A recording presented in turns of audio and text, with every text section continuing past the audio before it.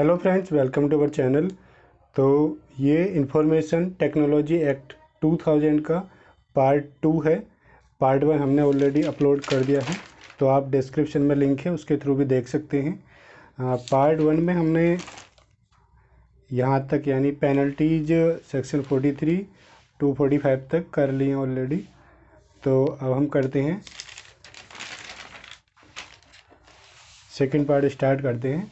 और स्टार्ट करने से पहले मैं एक बार बता दूं कि जो इसके स्कैंड नोट्स हैं हैंड रिटन, वो भी आपको डिस्क्रिप्शन में लिंक दिया हुआ है, उस पर क्लिक करके भी आप डाउनलोड कर सकते हैं और कर सकते हैं। तो चलिए स्टार्ट करते हैं आज का वो। तो पेनल्टीज हमारी चल रही हैं अभी। ये है section 65 of the information technology act. सारी सेक्शन इसमें इसी एक्ट की हैं, सो बार बार एक्ट का नाम नहीं लेंगे। Section 65 for tamper with computer system और कंप्यूटर नेटवर्क की बात करती है। नोइंगली और इंटेंशनली, अगर कोई नोइंगली या इंटेंशनली टेम्पर बोले तो छेड़छाड़ करता है विद कंप्यूटर सिस्टम या कंप्यूटर नेटवर्क के साथ, इसमें हमने इस तरीके से कवर की है पेनल्टी। जिन चीज़ों की पेनल्टी कॉमन है उनको एक साथ ले लिया है। यानी कि अगर कोई व्यक्ति टेम्पर करता है कंप्यूटर सिस्टम या कंप्यूटर नेटवर्क, या फिर हैकिंग करता है, या फिर for वोलेशन of privacy. For वोलेशन of privacy हमारी आ गई है सेक्शन 66E, या फिर वोलेशन ऑफ प्राइवेसी करता है। तो इन तीनों केस में अगर कोई सा भी करता है, इन तीनों में से और है तीनों के बीच में, यानी कि तीनों के बीच में और है, तीनों अलग अलग केस हैं, तो उनको जो पेनल्टी होगी वो होगी इम्प्रिजनमेंट अप टू 3 years और fine up to 2 lakh rupees और विद बोथ। तो इस तरीके से कवर करेंगे, यानी इन तीनों की कॉमन ही पेनल्टी है, तो इनको एक साथ कवर कर लेंगे। टेम्परिंग, हैकिंग और वोलेशन ऑफ प्राइवेसी BOP, अगर इनमें से कोई भी करता है तो इम्प्रिजनमेंट अप टू 3 years और fine up to 2 lakh rupees और विद बोथ, दोनों भी लग सकती हैं। अब देख लेते हैं हैकिंग क्या होती है।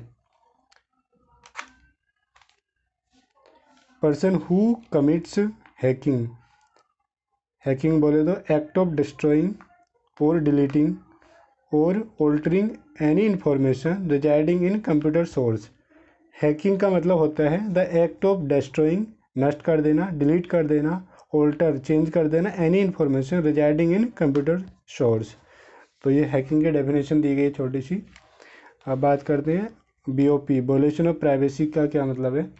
यह है whoever intentionally or knowingly captures, publishes or transmits the images of private body parts area of any person without his or her consent। अगर कोई भी पर्सन इंटेंशनली या नोइंगली कैप्चर कर लेता है किसी की फ़ोटो, या ट्रांसफ़र कर देता है या ट्रांसमिट कर देता है, तो विदाउट उसकी कंसेंट के, तो उसको भी वोलेशन ऑफ प्राइवेसी में कवर किया जाएगा, और अप टू 3 year जेल और अप टू 2 लाख फाइन और विद बोथ लग सकती हैं उसके ऊपर भी।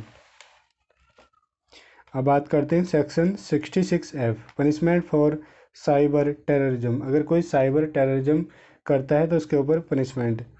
अब पहले डेफिनेशन है, a person who commits cyber terrorism CT if he uses cyber space. ये कह रहा है a person cyber terrorism commit करता है अगर वो साइबर स्पेस यूज करता है विद इंटेंट। किस इंटेंट के साथ में यूज करता है? टू थ्रिएटन द यूनिटी को थ्रिएट करता है, इंटीग्रिटी, सिक्योरिटी, सोवरिजिनिटी ऑफ द, और strike terror in the people. अगर वो इनमें से कोई भी एक्टिविटीज़ करता है with A cyber space, cyber space बोले तो कि उसकी कोई वेबसाइट है, या उसका कोई ब्लॉग है, या उसका कोई चैनल है, ऑनलाइन जरिए से करता है, strike terror in the people. तो ये मैंने साइबर स्पेस विद इंटेंट की यहाँ पे शॉर्ट में लिख दिया ये, तो आप इसके थ्रू भी कर सकते हैं। Punishable for imprisonment up to imprisonment for life, यानी उसको लाइफ टाइम के लिए भी जेल हो सकती है, इम्प्रिजनमेंट फॉर लाइफ भी हो सकती है अगर इनमें से कोई एक्टिविटीज़ करता है।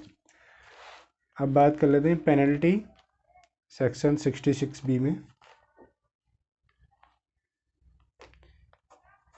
डिसऑनेस्टली रिसीविंग और रिटेन्स स्टोलन कंप्यूटर और कम्युनिकेशन डिवाइसेस, यानी कि ये ना इनकी भी कॉमन पेनल्टी थी, तो मैंने ये भी इस तरीके से कर दी हैं। अगर इनमें से भी कोई भी कुछ करता है तो इनकी कॉमन पेनल्टी हैं तीनों की। जो ब्लैक पेन से लिखा हुआ है उसको आप कंसिडर कर सकते हैं। तो अगर कोई पर्सन डिसऑनेस्टली रिसीविंग यानी कि बेईमानी से या तो कुछ रिसीव किया है या चोरी की गई कंप्यूटर या कम्युनिकेशन डिवाइस को अपने पास रिटेन करके रखता है, या तो खुद चुराई है या बेईमानी से रख लेता है, ज़बरदस्ती से रख लेता है। Section 66C punishment for identity theft. Identity theft देख लेते हैं। whoever fraudulently or dishonestly make use of the electronic signature, password or any other identification feature of any other person। यहाँ कह रहा है कि आइडेंटिटी थेफ्ट कर ली, यानी किसी पर्सन की कुछ यूनिक सिग्नेचर या उसका पासवर्ड, या जैसे हम किसी की ईमेल एंटर कर लें, ईमेल एक्सेस कर लें, या किसी का FB अकाउंट, इंस्टा अकाउंट या यूट्यूब चैनल, तो इस तरीके से अगर हम कुछ विदाउट उसकी परमिशन के करते हैं, यानी उसको वो उसकी खुद की आइडेंटिटी है, उसका सिग्नेचर है, डिजिटल सिग्नेचर है, खुद के हैं, अगर हम उनमें विदाउट उसकी परमिशन इंटरफेरेंस या उसको करते हैं कुछ भी, तो हम पनिशमेंट फॉर आइडेंटिटी थेफ्ट में कवर हो जाएंगे। Section 66D punishment for cheating by personation. ये भी आइडेंटिटी थेफ्ट की तरह होता है, तो एग्जाम में स्पेशली लिखा आएगा चीटिंग बाय पर्सोनेशन या आइडेंटिटी थेफ्ट, या फिर सेक्शन 66C या D, इस तरीके से लिखा होगा। Shall be punished imprisonment up to 3 years और fine up to 1 lakh rupees, इसमें 1 लाख है, और with both.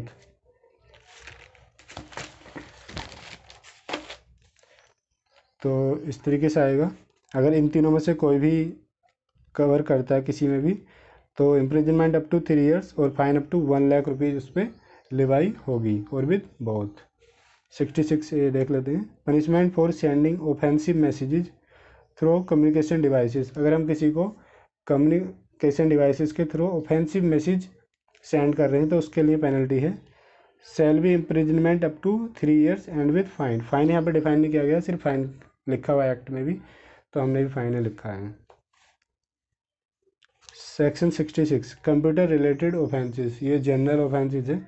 If any person dishonestly और fraudulently does any act, computer से रिलेटेड कोई भी काम करता है तो उसके लिए इम्प्रिजनमेंट अप टू 3 years और फाइन अप टू 5 लाख और विद बोथ की बात की गई है। अब देख लेते हैं हमारा नेक्स्ट जो टॉपिक है। तो फ्रेंड्स ये है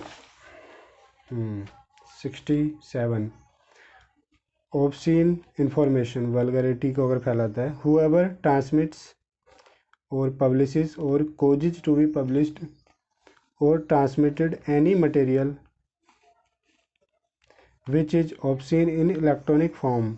अगर कोई वल्गर चीज़ें हैं तो उस टाइप की कोई व्यक्ति ट्रांसमिट कर रहा है, पब्लिश कर रहा है, या ऐसा कुछ कर रहा है जिससे वो पब्लिश हो जाए या ट्रांसमिट हो जाए, तो उस केस में अगर वो फर्स्ट टाइम करता है तो imprisonment up to 3 years and है यहाँ पे, फाइन अप टू ₹5 लाख उस पर लग सकता है। अगर सेकंड या सब्सिक्वेंट टाइम कर रहा है, यानी एक बार मना करने के बाद भी कंटिन्यूसली कर रहा है या सेकंड टाइम पकड़ा जाता है, तो उस केस में imprisonment up to 5 years and fine up to ₹10 lakh उसके ऊपर लिवाई करेगा। सेक्शन 67A फॉर पब्लिशिंग और transmitting of material containing sexually explicit act or conduct in electronic form and publishing or transmitting of material depicting children sexually explicit act etc in electronic form। तो यहाँ पे दोनों में same penalty है, इसलिए मैंने साथ में कवर कर लिया दोनों को। इसकी तरह देखेंगे एंड मैंने दोनों को साथ में कवर करने के लिए लगाया हुआ था। तो फॉर पब्लिशिंग अगर इस तरीके से आता है, यहाँ पे स्पेशली चिल्ड्रन की बात की गई है, यहाँ पे जनरल बात की गई है, तो 67B में आप चिल्ड्रन को ध्यान रखेंगे। कन्विक्शन फर्स्ट टाइम अगर करता है imprisonment up to 5 years and fine up to ₹10 lakh की बात की गई है। सब्सिक्वेंट टाइम पकड़ा जाता है imprisonment up to 7 years and fine up to ₹10 lakh की बात की गई है। तो फ्रेंड्स अब नेक्स्ट हमारी सेक्शन देख लेते हैं। यह है 3 केस है, ये सेक्शन 71, 72, 73। इन तीनों में सेम हमारी जो वो है पेनल्टी है वो लगाई गई है। तो हम पहले पेनल्टी देख लें। इम्प्रिजनमेंट अप टू 2 ईयर्स और फाइन अप टू ₹1,00,000 और विद बोथ लगेगी अगर इन तीनों में से कोई भी एक्टिविटी वो करता है, सेक्शन 71, 72 एंड 73 में।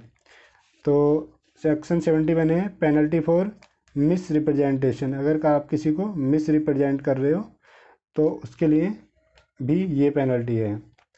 Breach of confidentiality and privacy, अगर आप किसी की कॉन्फिडेंशियलिटी या प्राइवेसी ब्रीच कर रहे हो, तोड़ रहे हो, उसको लीक कर रहे हो, तो उस केस में यह है प्राइवेसी या confidentiality of electronic record, books और information by a person who has access to them without the consent of the real owner.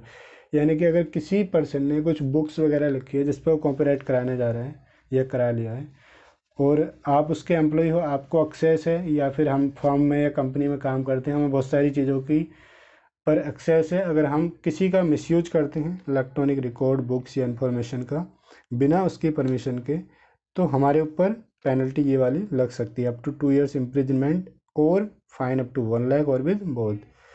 Section 73 की बात करें तो section 73 publishes false electronic signature certificates false in material particulars or otherwise making it available to any other person।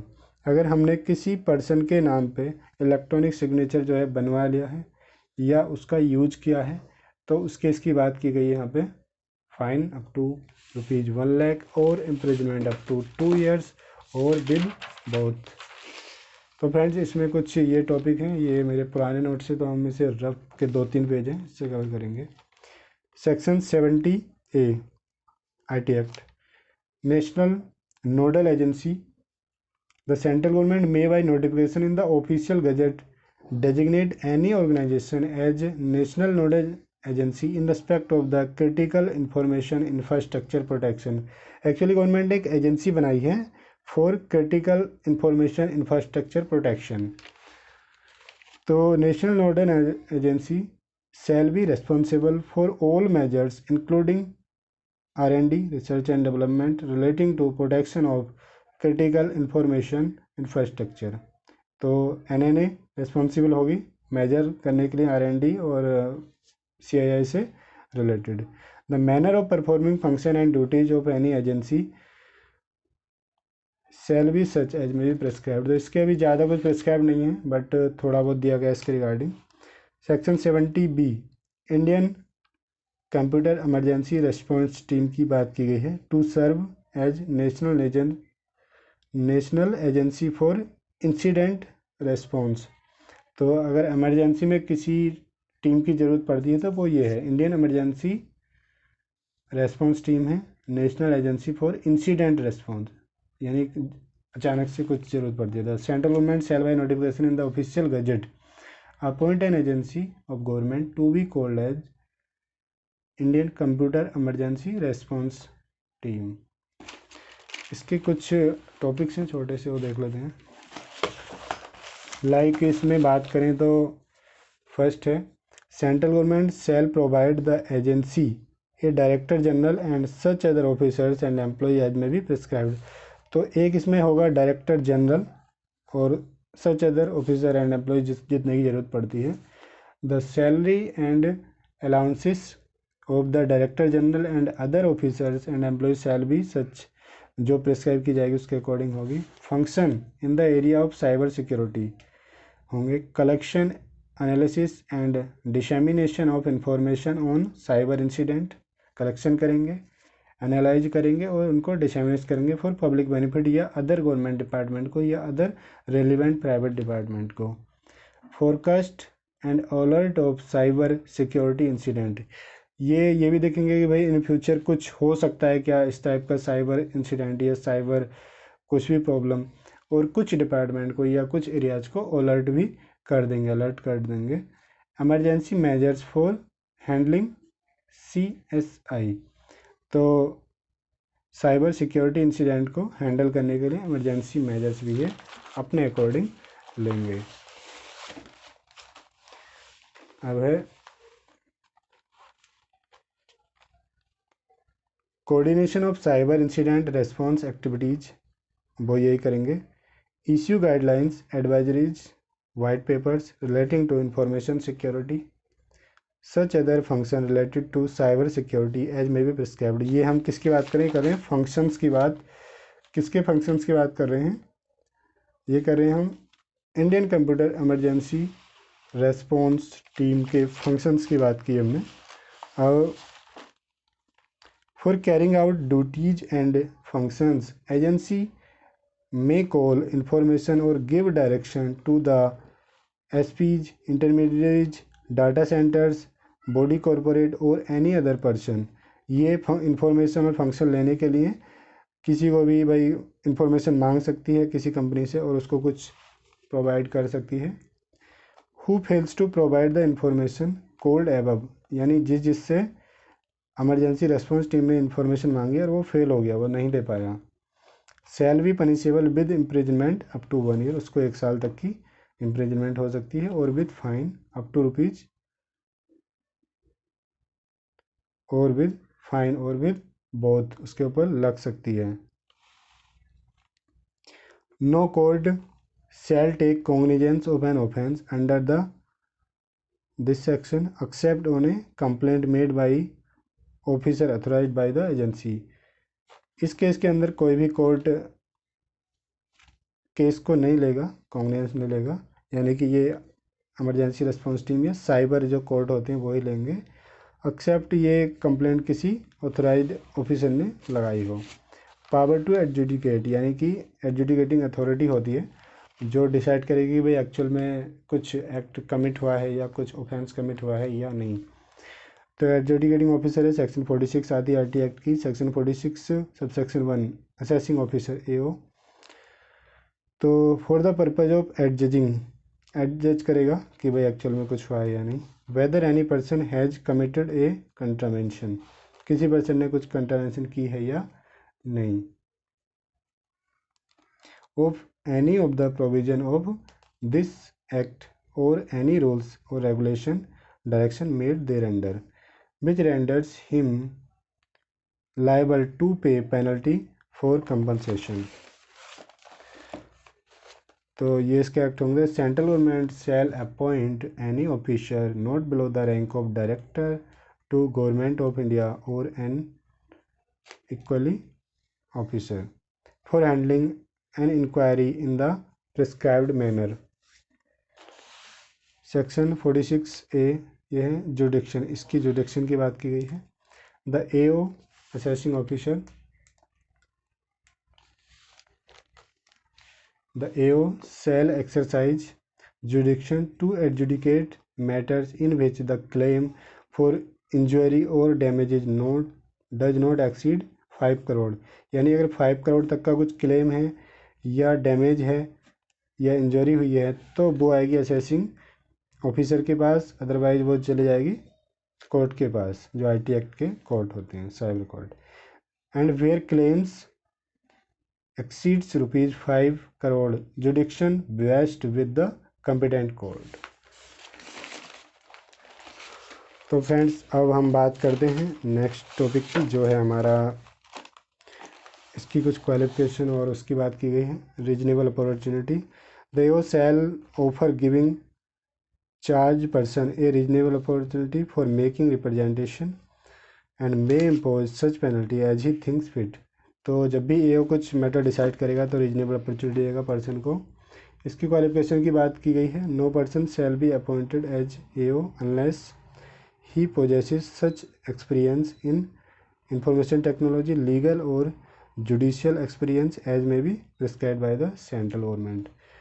More than 1 AO, किसी area के लिए मोर than 1 एओ की भी ज़रूरत पड़ सकती है। Where more than 1 assessing officer are appointed the central government shall specify by order the matters and places with respect to which such officer shall be तो यानी कि अगर किसी डिस्ट्रिक्ट में या किसी जोनल में 2 एओ हैं तो सेंट्रल गवर्नमेंट बोल दे कि भाई इतना एरिया तुम्हारा है और इतना एरिया तुम्हारा है, या ये काम तुम्हें करने होंगे और ये काम तुम्हें करने होंगे। Power of civil court, every assessing officer shall have the power of a civil court, यानी कि जिस तरीके से सिविल कोर्ट मैटर्स हैंडल करती हैं तो उस तरीके से ही ये भी हैंडल करेगा। CRT, cyber regulation appellate tribunal की बात की गई है। established by the CG in accordance with section 48(1) of the IT Act. Composition of cyber regulation appellate tribunal की, the tribunal shall consist of a chairperson, इसका एक chairperson होगा, and such number of other members as the central government may by notification in the official gazette appoint. तो यहाँ पे इसकी बात की गई थी। अब है the selection of chairperson and other members made by central government in consultation with CJI, chief justice of India. जो चेयरपर्सन और अदर मेंबर का सिलेक्शन होगा चीफ जस्टिस ऑफ इंडिया की कंसेंट से, कंसल्टेशन से होगा। The presiding officer of the tribunal is known as chairperson, जो इसका प्रिजाइडिंग ऑफिसर होगा वो चेयरपर्सन माना जाएगा। और बात करते हैं appeal to CAT, any person aggrieved by an order made by the controller, जो हमारा कंट्रोलर ऑफ सर्टिफाइंग अथॉरिटी था, या AO असेसिंग ऑफिसर में prefer an appeal to cyber appellate tribunal having jurisdiction in that matter. यदि कोई person aggrieved है by the order of controller of certifying authority या assessing officer तो वो appeal कर सकता है। Every appeal shall be filed with in 45 days, and 45 days का कॉन्डोनेशन भी कर सकता है tribunal. If an order is made by AO with the consent of parties, no appeal shall lie to the, अगर AO जो हमारी case की party है उसकी कंसेंट से ऑर्डर जो है पास करता है तो उस केस में अपील अलाउड नहीं की गई है।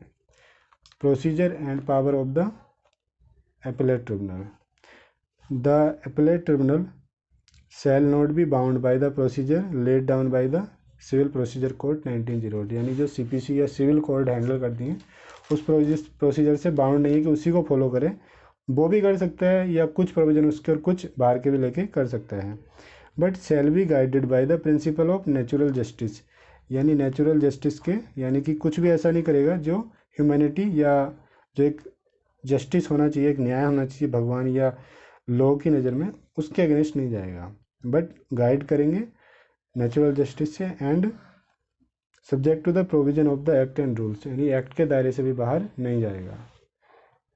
The cyber appellate tribunal shall have powers to regulate its own procedure including the place at which it shall have its sitting, यानी कि ये अपना, इसके पास पावर है, ये अपना प्रोसीजर भी बना सकता है और उसके तरीके से भी काम कर सकता है और अपनी सिटिंग कहीं भी ये रख सकता है अपने according. For the purpose of discharging their function under this act, the cyber appellate tribunal shall have the same powers as are vested in civil court, यानी कि इसके पास अपने फंक्शन और पावर को डिस्चार्ज करने के लिए सेम पावर हैं जो एक सिविल कोर्ट के पास होती हैं। वाइल ट्राइंग ए सूट, अगर सूट को ट्राइंग कर रहा है, रिजॉल्व कर रहा है, in respect of following matters, namely, यानी किन किन तरीके से सिविल कोर्ट की तरह इसके पास पावर हैं। Summoning and enforcing the attendance of any person and examining him on oath, यानी कि उसको बुला सकता है, इन्फोर्स कर सकता है the attendance of any person, and उसको ओथ यानी कसम दिला करके, कोर्ट में कहते हैं ना कि तुम ये करो वो करो, डॉक्यूमेंट्स दो, गीता पे कसम हाथ रख के कसम खाओ या कुरान पे, तो इस तरीके से यहाँ पे ये कर सकता है जैसे सिविल कोर्ट में करते हैं। Requiring the discovery and production of documents और अदर इलेक्ट्रॉनिक रिकॉर्ड्स, उसको बोल सकता है कि हमें डॉक्यूमेंट्स प्रोड्यूस करो या इलेक्ट्रॉनिक रिकॉर्ड करो अपने केस को रिजॉल्व करने के लिए। रिसीविंग एविडेंस ऑन एफिडेविट, जो भी एविडेंस होगा वो एफिडेविट बनवा करके ही होगा। Issuing commissions for examination of witnesses और डॉक्यूमेंट्स, ये अपना कमीशन इशू कर सकता है कि भाई ये एग्जामिनेशन या विटनेस जो भी हैं वो सही है या नहीं। तो फ्रेंड्स ये हमारा चैप्टर 1 जो है कंप्लीट हो गया है। ये पार्ट 2 है, पार्ट 1 मैंने ऑलरेडी डाल रखा अपने चैनल पे, तो आप डिस्क्रिप्शन में उसका लिंक है, और वहाँ से जाकर के देख सकते हैं। या चैनल की प्लेलिस्ट में IT एक्ट के नाम से एक बनी हुई है प्लेलिस्ट, तो उस पर क्लिक करेंगे, वहाँ पे भी सारी क्लासेस मिल जाएंगी। और नोट्स इसके स्कैन हमने डिस्क्रिप्शन में डाल दिए हैं लिंक, तो आप कर सकते हैं। और वीडियो अच्छी लगे तो लाइक करना। Thank you very much.